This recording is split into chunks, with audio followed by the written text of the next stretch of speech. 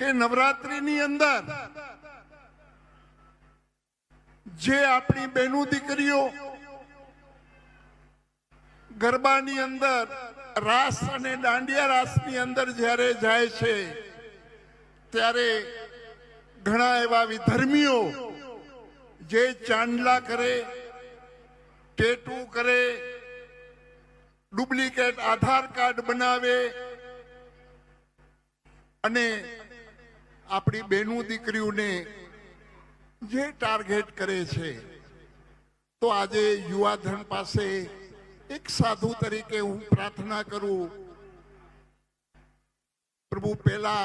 બેનું દીકરીઓ માટે માથા દઈ દેતા, હવે ખાલી ધ્યાન તો રાખજો, તમે ખાલી માથા દેવાની જરૂર નથી, દઈ પણ દેવાય તોય વાંધો નહીં. દીકરીની રક્ષા માટે માથું પણ દઈ દેવાય તોય વાંધો નહીં. પણ નવરાત્રીની અંદર ખાસ પ્રભુ જ્યાં જ્યાં પંડાલો હોય ત્યાં અહીંયા જ્યાં તમે મારો અવાજ સાંભળો છો, તો એક સાધુ તરીકે, ભગવા ભેખ તરીકે હું તમને પ્રણામ કરીને કહું છું કે દાંડિયા ઓછા રમજો, પણ આપણી બહેનો દીકરીઓ રમતી હોય એ કેમ સલામત રહીએ એવું ધ્યાન રાખજો. કેમ કે વિધર્મીઓ આપણી બહેનો દીકરીઓને ટાર્ગેટ બનાવે છે અને વિધર્મીઓ આજે પ્રભુ 2 દિવસ પહેલા જ ભારતના પંતપ્રધાન માનનીય મોદી સાહેબ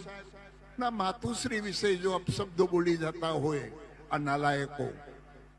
તો આપણે સમજવાનું છે